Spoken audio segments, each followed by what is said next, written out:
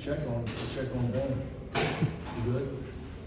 We're going to go when you say it first. And then we'll know. You seem like you got a question. I'm gonna let you get to it. Then I don't have. If you got a good question, I don't have to think of a statement. Well, it was a bit of a rough stretch defensively in the second half, but you guys seem to pull it out, and it just seems like this team is not just learning how to finish, but they know when to finish. Yeah, well, we made it interesting. Now, look, Colorado's got a really good ball club. We're worried about you, Ben. Said the APB out for you. You know, I got all the respect in the world for Ted Boyle as a coach. You know, they hurt us with the back door. They hurt us with a couple curls. We gave up some uncharacteristic layups that are really, really bad for my health. Dr. Ben Ansel at UCLA Medical is probably really concerned with me right now because he's a big fan. If you were watching me, you know, I don't take too kindly to us breaking down and giving up layups. But you also give them credit for that. Look, you know, at the end of the day, we were able to get Bass got us a few buckets. We ran ran an ATO play for Lazar. He had a big three on an off night for him, obviously. But look, we got 8 more shots than them.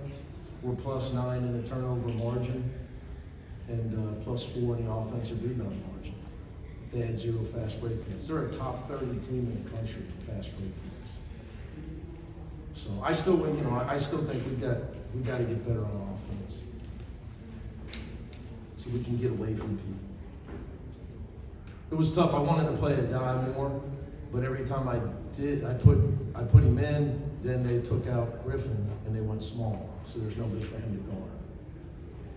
So I think you know, them fatigued and Dye's playing well. I tried to get him, but it's tough. They went with that small lineup, but obviously great win for us. We forced 14 turnovers. We forced 9 in the first half. That was big. What would you like to see better on offense? More points. More points. Now, my old boss years ago, he would just stare at you. He would say, "It's Coach Huggins." But you know, I think we don't have enough assists. They did some good stuff. That's a good job. You know, when they do what I call emergency switch. So when we were going to hurt them with the pick and roll, they switched it. When we weren't going to hurt them, they were able to get through it. They didn't switch, and that's what really good defensive teams do. So I thought they had some really good late switches, and then we couldn't get them the ball in the second half. And that's on me. I got to get him more touches. I mean, he had a great drive, you know, around Big Eddie, and it rolled off on him. But he's just got to get more touches, in my opinion. We're better the more he touches, the more he gets it done. And the possession, I believe you guys are up 3. Colorado has the ball. Looked like you guys ran off the 3-point shooter off the line. Can you just take us through that sequence? Well, 17 on the clock, too early to foul. You know, in that scenario, we try to, if it gets under 10 and they get a rebound, don't let them dribble it out, foul before they get it outside the line. But you can't do it at 17. So but we did tell our guys, just don't give them a quick 2, because again, my respect for Tad, you know, he told them if they run at you, go take the 2. But we contested it, and we didn't just give it up. And so therefore we were able to get the stop in the ball, which ended the game. Coach, I want to ask you about Sebastian. It seemed like he was the most consistent tonight. What can you say about 7 for 11, 5 for 7. I mean, that's you get 19 on 11 shots. It's pretty strong. And he's still playing hurt, guys. He's going to have to play hurt. Him and Lazar are playing hurt the rest of the year. You know, when you got the toe injury that Sebastian has, you know, he has good days and bad with it. And as soon as it feels good, somebody steps on it, or you jump stop, or something happens. And Lazar's got I thought Lazar didn't practice hardly at all this week because of his foot. which he hasn't practiced much, but he really sat out a lot this week, and I thought it hurt his rhythm. But Sebastian was tremendous on the offensive end tonight. Coach John W. Davis, Southern California News Group, congratulations on the win. Talk to me a little bit more about this defense down the stretch. I mean, you were up, I think it was like 7, I think you were up 63-56, Yeah. and then, Gave up a couple layups, yeah, but but then we tightened it up. at the end of the day, I mean, Yeah, at the end of the day, we got the job done. Look, obviously this team's grown up a lot. We've got kids gonna be a top 5 pick on the other team. De Silva's a 4-year starter. KJ's a 3-year starter. Lampkin, I remember watching him against Arizona a long time in the NCAA tournament against Coloco. So they're a veteran group. They got a good team. So it's a great win. I thought we had too many defensive breakdowns. 3 backdoor layups in the second half, and Burke didn't help on a curl off the high post. And, teams don't miss layups, so those were all bad. But late in the game, we got the job done on the defense. and what can you take from that late stretch? I mean, even Mac and Lazar sticking with it, getting some points in at the end of the game. I kept telling the guys, John, I told them at 11 minutes, like, this team's a good team. We had our chance to get away and maybe get up 15 or more, and it didn't happen. And it was at that point I knew this is going to go to the end. I told the guys, like, we got to play offense. We can't start just looking for the game to end. So you guys got to look to get each other shots. You got to stay on the attack, on the offensive end.